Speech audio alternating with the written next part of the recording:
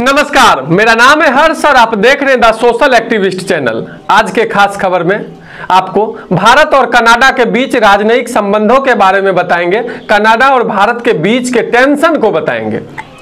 अपने गुप्त निहित स्वार्थों को हासिल करने के प्रयास में संयुक्त राज्य अमेरिका ने यूक्रेन में बहुत सारा पैसा बहाया और रूस यूक्रेन युद्ध में यूक्रेन को ना तो पैसे और ना ही हथियार की कमी होने दी। इतना पर भी अमेरिकी मीडिया ने बिना किसी अपराध बोध या शर्मिंदगी के अपने पक्ष में नैरेटिव गढ़ा। दुर्भाग्य से अमेरिका लगातार नैरेटिव पर अपना नियंत्रण खो रहा है। यही कारण है कि अब बाइडेन प्रशासन भारत के साथ खुले तौर पर अप्रत्यक्ष युद्ध में उतर गया है। भारत अमेरिकी और यूरोपीय लॉबी के दबाव में नहीं झुका। इसने अपनी स्वायत्तता बरकरार रखी और अपने राष्ट्रीय हित से समझौता नहीं होने दिया। भारत ने रूस के साथ अपने अंतर्राष्ट्रीय संबंध पर कोई प्रभाव नहीं पड़ने दिया। पिछले साल नवंबर में भारत और कनाडा के बीच हुए कूटनीतिक खींचातानी हुई। इसकी परिणति अंततः बांग्लादेश में सत्ता परिवर्तन के रूप में हुई।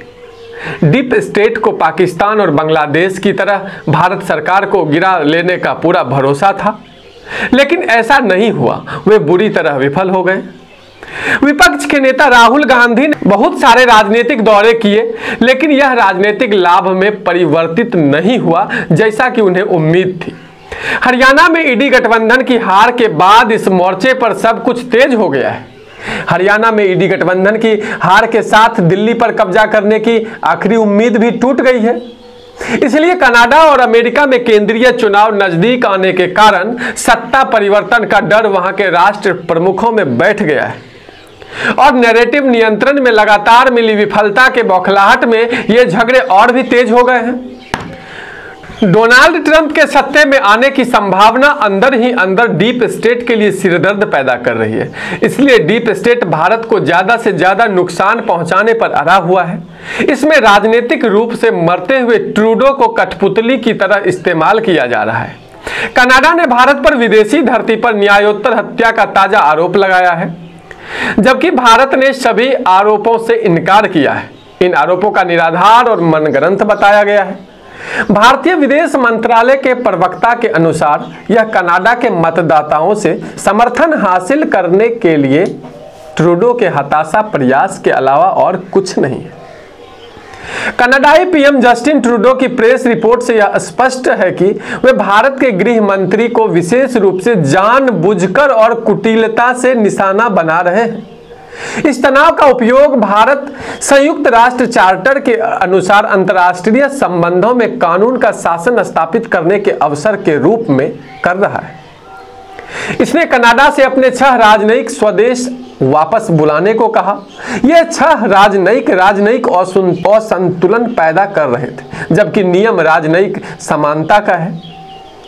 यह वैश्विक राजनीतिक तनाव चलते रहेंगे, लेकिन यहां जो बात हमें चिंतित करती है वो इन पश्चिमी देशों का दुस्साहस है। आतंकवाद पर शून्य सहिष्णुता के अपने आदर्श वाक्य के लिए हमने पाकिस्तान के साथ सभी प्रकार के विदेशी संबंध समाप्त कर दिए, लेकिन ब्रिटेन, कनाडा, नेपाल, अमेरिका जैसे ये देश सामान्य रूप से और विशेष रूप से कनाडा भारत को निशाना बनाने वाले आतंकवादियों को सुरक्षित पनाह देते हैं। आतंकवादियों को सुरक्षित पनाह देना FATF वित्तीय कार्रवाई टास्क फोर्स और UNCTC आतंकवाद विरोधी समिति के गाइडलाइन का सीधा उल्लंघन है। ये राष्ट्र संयुक्त राष्ट्र चार्टर का बिल्कुल भी सम्मान नहीं करते हैं, लेकिन वे या तो अन्यथा दिखावा करते हैं या किसी तरह से नैरेटिव को अपने पक्ष में बनाए रखे हैं। विडंबना यह है कि स्वयं को भारत का विश्वसनीय साझेदार बताते हैं। अगर भारत को इसी तरह लगातार बेवजह घेरा जाएगा तो भारत भी कड़े कदम उठाने को मजबूर हो जाएगा। भारत राष्ट्रीय हितों से समझौता कतई नहीं करेगा। ये 2 चीजें अत्यंत महत्वपूर्ण और अपरिहार्य है। भारत के मित्र देशों को यह बात समझनी होगी। बाकी इन सभी मसलों को, इन राजनयिक संबंधों को मद्देनजर रखते हुए भारत और कनाडा के राजनयिक टेंशन को आप किस तरह से देखते हैं, इस पर आपकी क्या प्रतिक्रिया है, आप कमेंट बॉक्स में जरूर दें। अगर आप हमारे चैनल पर नए हैं तो हमारे चैनल को सब्सक्राइब करें और बेल आइकन को जरूर दबाएं। जय हिंद, भारत माता की जय।